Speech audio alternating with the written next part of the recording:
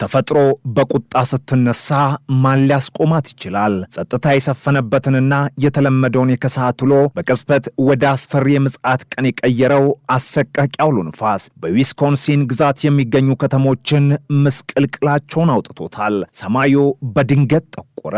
ደመናው እንደ ግዙፍ ጭራቅ ወደ ምድር ዝቅ ብሎ ማጉረምረም ጀመረ። የነፋሱ ጩኸት ልክ እንደተቆጣ አውሬ ሲያጓራ ነዋሪዎች ቀጣዩን ደቂቃ በሕይወት ስለማለፋቸው እርግጠኛ ያልሆኑበት አሰቃቂ ድባብ ተፈጥሮ የራሷ ሕግ አላት። ስትቆጣም ማንም ሊተነበየው በማይችለው መልኩ አጥፊ ትሆናለች። አሁን ላይ በአፕልተንና ሜናሻ ከተሞች ውስጥ የሚታየው ምስል ልብ ይሰብራል። ትናንት በሳቅና በጫጫታ ተሞልቶ የነበሩ ቤቶች ዛሬ የፍርስራሽ ክምር ሆነዋል። ለዘመናት የቆሙና ለከተማ ውበት ሲሰጡ የነበሩ ግዙፍ ዛፎች አሁን መንገዶችን ዘግተው መኪናዎችን ጨፍልቀው ይታያሉ። የኤሌክትሪክ ሽቦዎች እንደ አደገኛ እባብ በየመንገዱ ተዘርግተዋል።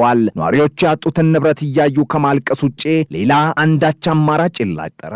ይህ በሰው ልጅ ታሪክ ውስጥ ከተመዘገቡት አስፈሪ የተፈጥሮ ቁጣዎች አንዱ የሆነውና በድንገት የተከሰተው አውዳሚ አውሎ ነፋስ አፕልተንና ሜናሻ የተባሉትን ከተሞች የጦርነት ቀጠና እስኪመስሉ ድረስ አፈራርሷቸዋል። የብሔራዊ የአየር ሁኔታ አገልግሎት በይፋ እንዳረጋገጠው ይህ አውዳሚ አውሎ ነፋስ መነሻውን ከአፕልተን ከተማ በስተደቡብ አድርጎ በአውታጋሚና ዊኒባጋ የተባሉትን አውራጃዎች ያለ ርህራሄ ደምስሷቸዋል። በሰዓት ከ111 ማይል በላይ በሚገመት እጅግ አስደንጋጭ ፍጥነት የሚምዘገዘገው ይህ የተፈጥሮ ኃይል በመንገዱ ያገኘውን ሁሉ ጠራርጎ ወስዷል። ቤቶች እንደ ካርቶን ሲቀደዱ፣ ለዘመናት የቆሙ ግዙፍ ዛፎች ከነስራቸው ሲነቀሉና ግዙፍ የኤሌክትሪክ ምሰሶዎች እንደ ክብሪት እንጨት ሲሰባበሩ ማየት የአይን እማኞችን በሕይወት ዘመናቸው የማይረሱት የፍርሃት አዘቅት ውስጥ ከቷቸዋል። የአውሎ ነፋሱ አስፈሪነት ከምድር ላይ ብቻ አላበቃም። ይህ ገዳይ አውሎ ነፋስ ወደ ዊኔባጎ ሐይቅ ሲያመራ የተፈጠረው ክስተት የሆሊውድን አስፈሪ ፊልሞች የሚያስንቅ ነበረ። አውሎ ነፋሱ ከሐይቁ ላይ ያለውን ውሃ እንደ ግዙፍ ዘንዶ ወደ ሰማይ እየጠመጠመ በማውጣት ውሃውንና ደመናውን ያገናኘ አስፈሪ ምሰሶ ፈጥሮ ነበር። የአሰቃቂ ትዕይንት ያዩ የአካባቢው ነዋሪዎች ዓለም ፍጻሜዋን እያገኘች እስኪመስላቸው ድረስ በድንጋጤ ተውጦ ነበር። በሜናሻ ከተማ የተከሰተው ውድመት ቃላት ሊገልጹት ከሚችሉት በላይ ነው። ከተማዋ በአንድ ጀንበር ወደ ፍርስራሽነት ተቀይራለች። ጣሪያቸው የተገነጠለ ቤቶች፣ በመኪናዎች ላይ የወደቁ ግዙፍ ዛፎችና በየመንገዱ የተበታተኑ የቤት ዕቃዎች የደረሰውን አሰቃቂ ሰቆቃ በጉልህ ያሳያሉ።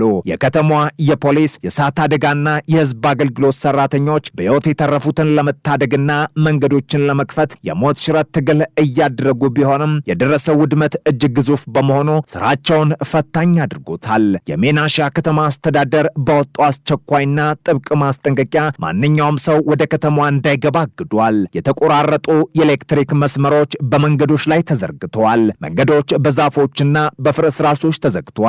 ሁኔታው እጅግ አደገኛ ነው በማለት ባለስልጣናት ህዝቡን አስጠንቅቋል። አደጋው የፈጠረው መደናቀፍ የአደጋ ጊዜ ሰራተኞች እንኳን ወደ ተጎዱት አካባቢዎች ገብተው እርዳታ እንዳያደርሱ ከፍተኛ እንቅፋት ፈጥሮባቸዋል። የህዝብ አውቶቡሶች በወዳደቁባቸው ዛፎች ስር ተጨፍልቀው መታየታቸው አውሎ ነፋሱ ምን ያህል ኃይለኛና ርኅራኄ የለሽ እንደነበር ያስመሰክራል። ይህ አስፈሪ ክስተት ያስከተለው መዘዝ በዚህ ብቻ አላበቃም። አውሎ ነፋሱ ከተማዋን መጥቶ ካለፈ በኋላ ከ400 ሺህ በላይ የሚሆኑ የዊስኮንሲን እና የኢሊኖይ ነዋሪዎች በድቅድቅ ጨለማ ተውጧል። የኤሌክትሪክ መሰረተ ልማቶች ሙሉ በሙሉ በመውደማቸው ነዋሪዎች ያለ መብራት፣ ያለ መገናኛ ብዙሃንና በከፍተኛ ፍርሃት ውስጥ ሆነው ሌሊቱን ለማሳለፍ ተገደዋል። የጨለማው አስፈሪነት ሳያንስ በከተማዋ ላይ የተደነገገው የሰዓት እላፊ ገደብ ሁኔታውን የበለጠ አሳሳቢ አድርጎታል። ከምሽቱ 4 ሰዓት እስከ ንጋቱ 11 ሰዓት ድረስ ማንኛውም ሰው ከቤቱ እንዳይወጣ የተላለፈው ጥብቅ ትዕዛዝ ከተማዋን የሙታ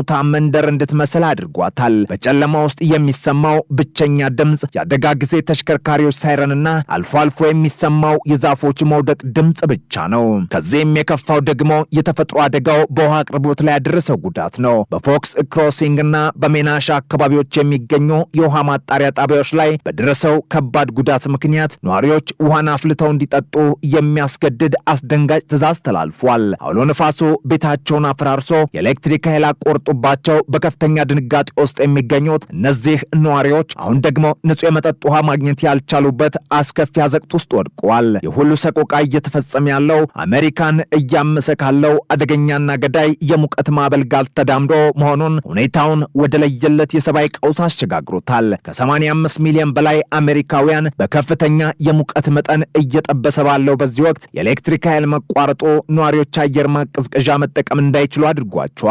ያለ መጠለያ፣ ያለ መብራትና ያለ ንጹህ ውሃ በዚህ ገዳይ ሙቀት ውስጥ መቆየት ምን ያህል አሰቃቂ እንደሆነ ማሰብ ብቻውን ዘግናኝ ነው። ተፈጥሮ በአንድ ጊዜ በነፋስ በውሃና በሙቀት የሰውን ልጅ እየቀጣች ያለችም ይመስላል። የአደጋው ስፋትና ጥልቀት የአካባቢውን ባለስልጣናት አስደንግጧል። የዊስኮንሲን ግዛት አስተዳዳሪ ቶኒ ኤቨርስ እና ሌሎች የፖለቲካ መሪዎች በደረሰው ውድመት ከፍተኛ ሐዘን ውስጥ ሆነው ግዛቲቱ የተጎዱትን ማህበረሰቦች ለመታደግ ያለችውን አቅም ሁሉ እንደምትጠቀም ቃል ገብተዋል። ይሁን እንጂ የውድመቱ መጠን እጅግ ግዙፍ በመሆኑ መልሶ ግንባታው ወራት አልፎ ተርፎም ዓመታትን ሊወስድ እንደሚችል ይገመታል። አስፈሪው ነገር ደግሞ አደጋው ገና ለማብቃቱ ነው። የአውዳሚ የነፋስ ማዕበል ወደ ምስራቅ አቅጣጫ ጉዞን የቀጠለ ሲሆን በሌሎች ከተሞች ላይም ተመሳሳይ ውድመት ሊያስከትል እንደሚችል የብሔራዊ የአየር ሁኔታ አገልግሎት አስጠንቅቋል። በቺካጎና አካባቢዋ ላይ ድንገተኛና አደገኛ የጎርፍ ማስጠንቀቂያ የተሰጠ ሲሆን ነዋሪዎች በማንኛውም ሰዓት ለሚመጣ አደጋ ተዘጋጅተው እንዲጠብቁ ተነግሯቸዋል። ሰማዩ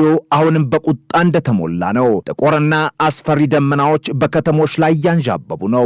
ከአውሎ ነፋሱ ጋር ተያይዞ የሚወርደው የበረዶ ድንጋይም ሌላኛው የፍርሃት ምንጭ ሆኗል። በግሬሻም ዊኒስኮን አካባቢ እስከ 4.5 ኢንች የሚደርስ ማለትም ከቤዝቦል ኳስ የሚበልጥ ግዙፍ የበረዶ ድንጋይ መዝነቡ ተዘግቧል። ይህ ግዙፍ በረዶ ከመሰንጠቅ አልፎ የሰውን ልጅ ሕይወት በቅስበት ሊያጠፋ የሚችል አደገኛ ጥይት ማለት ነው። የመኪና መስታወቶች የሚያደቀው፣ ጣሪያዎችን የሚበሳው ይህ የተፈጥሮ ቁጣ ነዋሪዎች ከቤት ውጭ መውጣት ሞትን እንደ መጋበዝ እንዲቆጥሩት አድርጓቸዋል። በሰዓት ከ70 ማይል በላይ የሚነፍሰው ይህ ቀጥተኛና አውዳሚ ነፋስ በሚልዋውኪ በቺካጎና በኢንዲያናፖሊስ ከተሞች ላይ ከፍተኛ ስጋት ደቅኗል። የአየር ሁኔታ ትንበያ ባለሙያዎች ይህን ሁኔታ ሲገልጹ ለሕይወትና ለንብረት ከፍተኛ አደጋ ያለውና አፋጣኝ እርምጃ የሚፈልግ እጅግ አደገኛ ሁኔታ በማለት ነው። ይህ ማለት በማንኛውም ሰዓት አዳዲስ አውሎ ነፋሶች ሊፈጠሩ፣ ቤቶች ሊፈርሱና ሕይወት ሊጠፋ ይችላል ማለት ነው። የሚገርመውና ይበልጥ አስፈሪው ጉዳይ የአደጋ ከመከሰቱ በፊት የአየር ሁኔታ ትንበያዎች ከፍተኛ የሆነ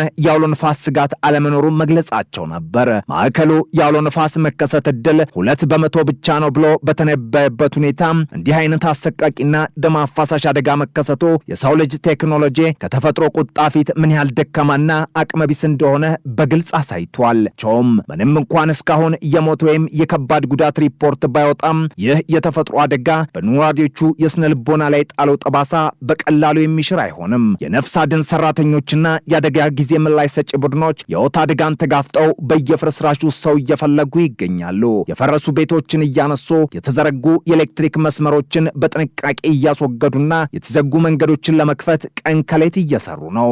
ነገር ግን አሁንም ተጨማሪ ማዕበል ይመጣል የሚለው ስጋት ስራቸውን በከፍተኛ ፍርሃትና ውጥረት ውስጥ ሆነው እንዲያከናውኑ አስገድዷቸዋል። በመላው ሚድዌስት ክልል የሚገኙ ሚሊዮን የሚቆጠሩ ነዋሪዎች አሁን አይናቸውን ወደ ሰማይ ተክለው ጆሮአቸውን ወደ ሬዲዮና ቴሌቪዥን ጣቢያዎች አቅንተው በከፍተኛ ስጋት ውስጥ ይገኛሉ።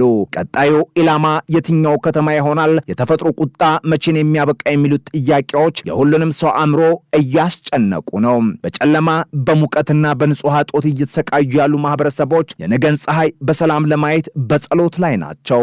ይህ በዊስኮንሲን የተከሰተው አሰቃቂ ክስተት የተፈጥሮን ኃያልነትና የሰውን ልጅ አቅመ ደካማነት በድጋሚ ያረጋገጠ፣ በታሪክ ማህደር ውስጥ በጨለማ ቀለም የሚጻፍ ዘግናኝ አጋጣሚ ሆኖ አልፏል። የቀጣዮቹ ቀናት ዕጣ ፈንታ ምን ሊሆን እንደሚችል ባይታወቅም የተፈጥሮን አስፈሪ ቁጣ ግን በግልጽ አሳይቷል። ውድመቱ፣ ፍርሃቱና ድቅድቅ ጨለማው አሁንም ቀጥሏል። የአውሎ ነፋሱ ጩኸት ልክ እንደ ሺህ የጭነት ባቡሮች በአንድ ጊዜ ሲጓዙ የሚያሰሙት አይነት አስደንጋጭ፣ ጆሮ የሚያደነቁርና የሰውን ልጅ ነፍስ ከስጋ የሚለይ አስፈሪ ድምፅ ነው። ከማዕበሉ መምጣት በፊት በአካባቢው ላይ የነበረው የአየር ግፊት በድንገት ሲቀንስ የሰዎች ጆሮ ይዘጋና ለመተንፈስ እንኳን የሚያዳግት አፋኝ ሁኔታ ተፈጥሮ ነበር። በየቤቱ ውስጥና በከርሰ ምድር ክፍሎች ወይም ቤዝመንት ተደብቆ የነበሩ ሕፃናት በከፍተኛ ድንጋጤ ሲያለቅሱ፣ ወላጆች ደግሞ ልጆቻቸውን በክንዳቸው አቅፈው ከመጸለይና የሞት መላእክትን ከመጠበቅ ውጪ ምንም ማድረግ ያልቻሉበት የፍርሃት ጣሪያ ላይ ደርሰው ነበር። የቤታቸው ግድግዳ እንደ ቅጠል ሲንቀጠቀጥ፣ ጠንካራ የተባሉት መስኮቶች በኃይል ሲፈረካከሱና የጣሪያ ቆርቆሮች እንደ ወረቀት ተቀደው ወደ ሰማይ ሲበሩ እያንዳንዱ ሰከንድ እንደ አንድ ሙሉ ዘመን ይረዝም ነበረ። ሞት በራፋቸው ላይ ቆመ የሚያንኳኳ ሕይወታቸውም በክር የተንጠለጠለች እስኪመስል ድረስ ሽብሩ እጅግ ከባድ ነበር። አውሎ ነፋሱ አካባቢውን ለቆ ካለፈ በኋላ የተፈጠረው ጸጥታ ከነፋሱ ጩኸት የበለጠ አስፈሪና ደም የሚያረጋ ነበር። በድቅድቅ ጨለማ ውስጥ ሆኖ የጎረቤትን የእርዳታ ጩኸት፣ የቆሰሉ ሰዎችን ዋይታና የሕፃናትን ለቅሶ መስማት፣ ነገር ግን ምንም አይነት ብርሃን ባለመኖሩና መንገዶች በመዘጋታቸው ምክንያት ሄዶ መርዳት አለመቻል የፈጠረው የስነ ልቦና ስብራት ቃላት ሊገልጹት አይችሉም። በማግስቱ ፀሐይ ስትወጣ የታየው እይታ የዓለምን ፍጻሜ የሚያስታውስ ጦርነት የታወጀበትና በቦምብ የተደበደበው ድማ ይመስል ነበር። ከብረት የተሰሩ ግዙፍ መኪናዎች እንደ ፕላስቲክ ተጨማደው በዛፎች ላይ ተሰቅሎ ይታያሉ። የሰዎች የግል ማስታወሻዎች፣ የሕፃናት አሻንጉሊቶች፣ የሰርግ ፎቶግራፎችና አልባሳት በፍርስራሹ መካከል በየቦታው ተበታትነው መታየታቸው አውሎ ነፋሱ ቁሳዊ ንብረትን ብቻ ሳይሆን የሰዎችን ትዝታ፣ ታሪክና ተስፋን ጭምር አውድሞ እንዳለፈ ያሳያል።